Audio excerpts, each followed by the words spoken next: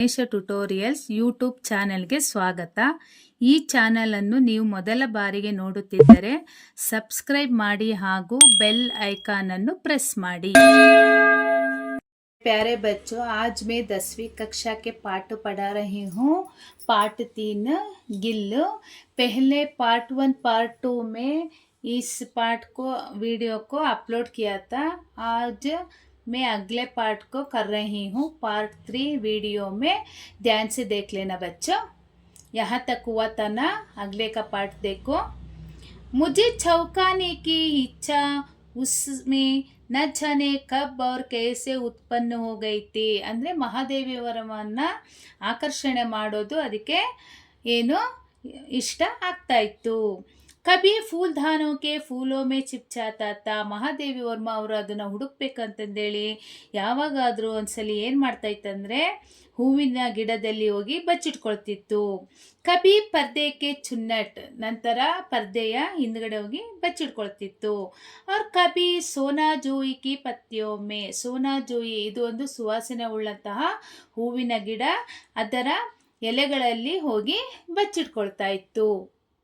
मेरे पास बहुत से पशु पक्षी हैं और उनका मुझसे लगाव भी कम है. ನನ್ನ ಹತ್ರ ತುಂಬ ಪಶು ಪಕ್ಷಿಗಳು ಇದ್ವು ಅಂತ ಮಹಾದೇವಿ ಅವ್ರ ಹೇಳ್ಕೊಡ್ತಾ ಇದ್ದಾರೆ. ಆದರೆ ಅವೆಲ್ಲದ್ರ ಮೇಲೆ ಪ್ರೀತಿ ಅವರಿಗೆ ಅಷ್ಟೊಂದು ಇರಲಿಲ್ಲ. ಪರಂತು उनमें से किसी को मेरे साथ मेरे ताली में खाने की हिम्मत हुई है. ಯಾವುದೇ ಪಶು ಪಕ್ಷಿ ಆಗಲಿ ಅವರು ಊಟಕ್ಕೆ ಕೂತಾಗ ಅವರ ತಟ್ಟೆ ಮುಂದೆ ಕೂರುವ ಒಂದು ಸಾಹಸ ಮಾಡಿಲ್ಲ. ऐसा मुझे स्मरण नहीं आता. गिल्लू इनमें अपवाद था. मैं जैसे ही खाने के कमरे में पहुंचती, ಅವ್ರು ಊಟ ಮಾಡಬೇಕಂತ ಅವ್ರು ಅಡುಗೆ ಮನೆಗೆ ಹೋಗಿದ ತಕ್ಷಣ वहाँ खिड़की से निकलकर आंगन के दीवार बरमदा पर करके मेज पर पहुंच जाता था. ಅದು ಕಿಟಕಿಯಿಂದ ಬಂದ್ಬಿಟ್ಟು ಅಂಗಳದಲ್ಲಿ ಏನು ಬೆಂಚಿನ ಮೇಲೆ ಕೂತ್ಕೊಳ್ತಾ ಇತ್ತು. ಮೇರಿ ತಾಲಿ ಮೇ ಬೇಟ್ ಜಾನ ಚಾತಾತ. ಅವರ ತಟ್ಟೆ ಒಳಗೆ ಹೋಗಿ ಕೂತ್ಕೊಳ್ಬೇಕು ಅಂತ ಇತ್ತು.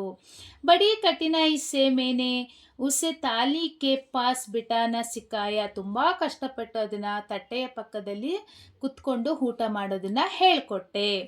ಜಹಾ ಬೇಟ್ಕರ್ ವಹಾ ಮೇರಿ ತಾಲಿ ಮೇ ಸೆ ಏಕ್ ಏಕ್ ಚಾವಲ್ ಉಟಾಕರ್ ಬಡೀ ಸಫಾಯಿ ಸೆ ಕಾತಾತ. ಅದೇನು ಮಾಡ್ತಾ ಇತ್ತು, ಆ ತಟ್ಟೆಯ ಪಕ್ಕದಲ್ಲಿ ಕುತ್ಕೊಂಡು ಒಂದೊಂದೇ ಏನು ಅನ್ನವನ್ನು ಎತ್ಕೊಂಡು ಬಡೀ ಸಫಾಯಿಸೆ ತುಂಬ ನೀಟಾಗಿ ತಿಂತಾ ಇತ್ತು.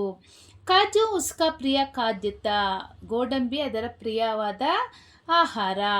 ಕಹಿ ದಿನ್ ಕಾಜು ನ ಮಿಲ್ನೆ ಪರ್ ವಹಾ ಅನ್ಯ ಖಾನೆ ಕಿ ಚೀಜೋ ಯಾ ತೋ ಲೇನಾ ಬಂದ್ ಕರ್ ಲೇತಾತ. ಅದು ಏನು ಗೋಡಂಬಿಯನ್ನು ತುಂಬ ಇಷ್ಟಪಡ್ತಾ ಇತ್ತು. ಗೋಡಂಬಿ ಇಲ್ಲ ಅಂದರೆ ಬೇರೆ ವಸ್ತುಗಳನ್ನು ತಗೊಳ್ತಾ ಇರಲಿಲ್ಲ.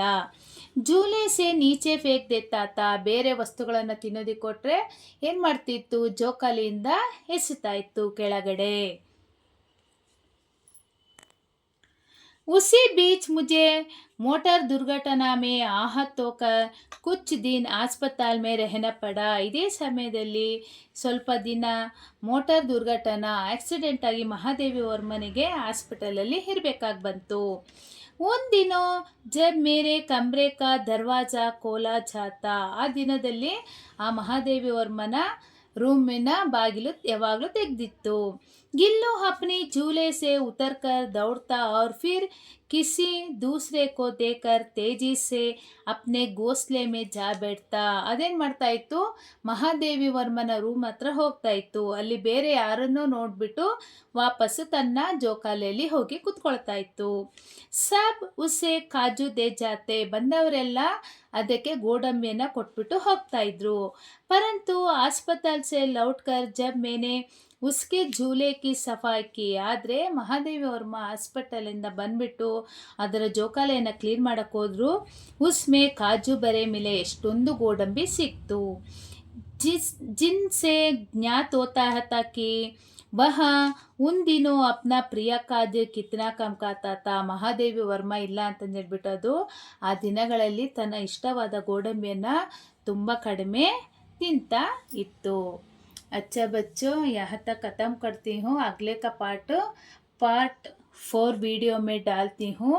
ध्यान से देकर पढ़ लेना और इसका नोट्स बायो लिंक में अपलोड करती हूँ. देकर पढ़ लेना बच्चों। ಲೈಕ್ ಮಾಡಿ, ಶೇರ್ ಮಾಡಿ, ಸಬ್ಸ್ಕ್ರೈಬ್ ಮಾಡಿ.